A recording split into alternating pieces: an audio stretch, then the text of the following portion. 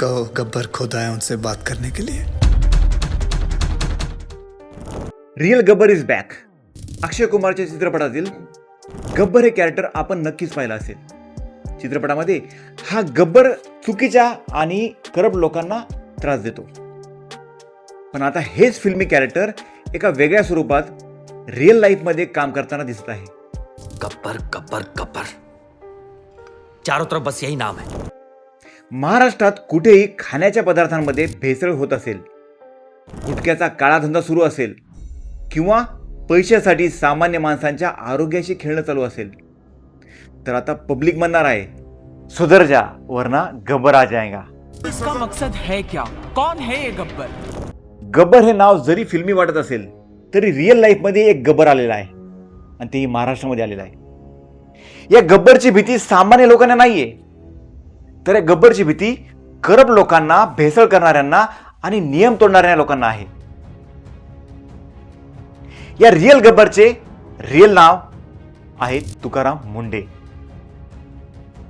तुकाराम मुंडे यांचं कडक शिस्त, फास्ट ॲक्शन, सरळ बोलणं आणि चुकीच्या कामासमोर कधी न झुकणं हीच आहे तुकाराम मुंडेची खरी ओळख.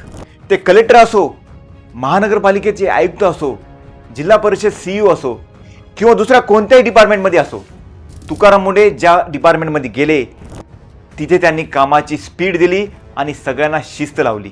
पण मित्रांनो, शिस्त सगळ्यांनाच आवडत नाही, कारण नियम पाळणाऱ्यांना शिस्तीचा त्रास होत नाही.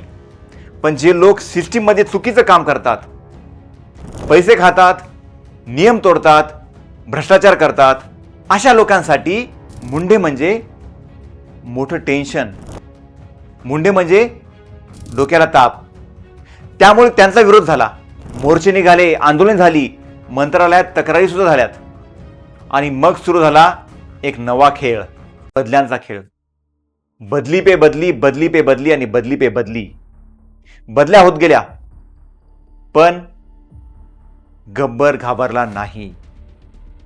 कारण मुंडेला माहित होतं होऊन होऊन काय होणार.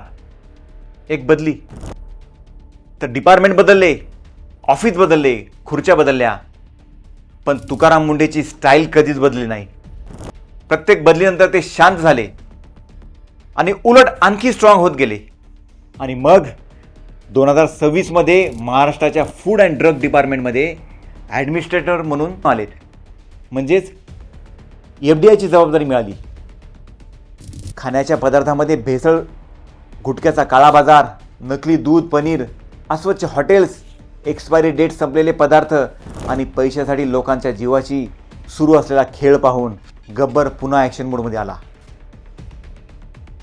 अब गब्बर और भी स्ट्रांग हो चुका है. रेड पे रेड, रेड पे रेड, रेड पे रेड हे महाराष्ट्रामध्ये सगळ्यांनी पाहिलं. FDI डिपार्टमेंटमध्ये येताच मुंडेंनी पहिलाच सिक्सर मारला.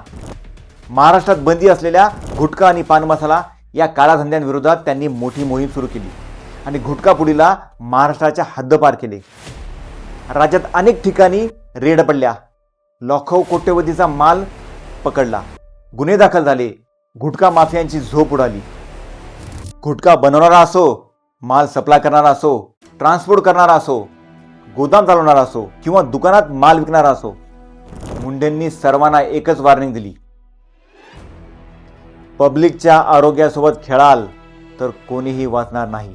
या रेड आणि कारवाया पाहून असं वाटू लागलं गब्बर ने सारे फूड इंडस्ट्री को पवित्र कर दिया. पण गब्बर इथेच थांबला नाही.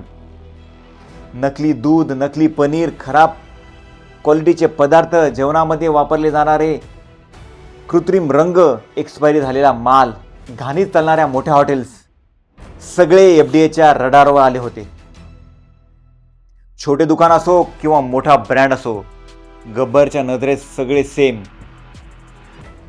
नियम तोडताना पकडलं गेलं तर कुठे दुकान सील आणि कुठे लायसन्स सस्पेंड, तर कुठे लाखो रुपयांचा माल जप्त. मुंडेने दाखवून दिलं कायदा छोट्या दुकानदारासाठी वेगळा आणि मोठ्या ब्रँडसाठी वेगळा नसतो. अक्षरशः आपण पाहतो हॉटेलमधील भाज्यांचा कृत्रिम लाल रंग सुद्धा गायब झाला, कारण हॉटेलवाल्यांना भीती लागली. आर्टिफिशियल कलर टाकून जेवण केलं लाल तर गब्बर करेल त्यांचे वाईट हाल.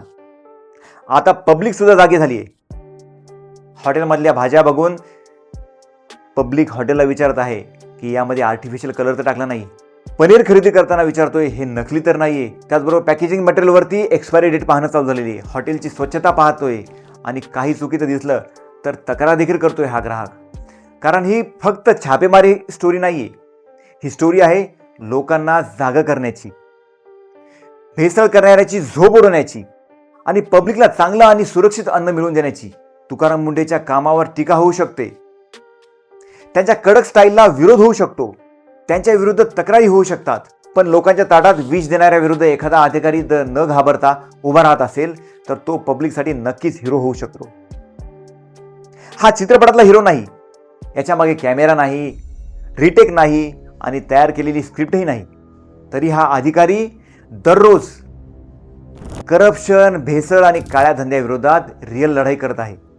म्हणूनच आज महाराष्ट्रात कुठेही कोणी खाण्याच्या पदार्थामागे भेसळ करत असेल, गुटख्याचा काळा धंदा बाजार करत असेल किंवा पैशासाठी लोकांच्या आरोग्याशी खेळत असेल तर पब्लिक त्याला एकच वॉर्निंग देत आहे, सुधर जा वरना गब्बर आ जाएगा. कारण रियल गब्बर इज बैक. मित्रांनो, हर पिक्चर का हीरो होता है और इस पिक्चर का हीरो है तुकाराम मुंडे.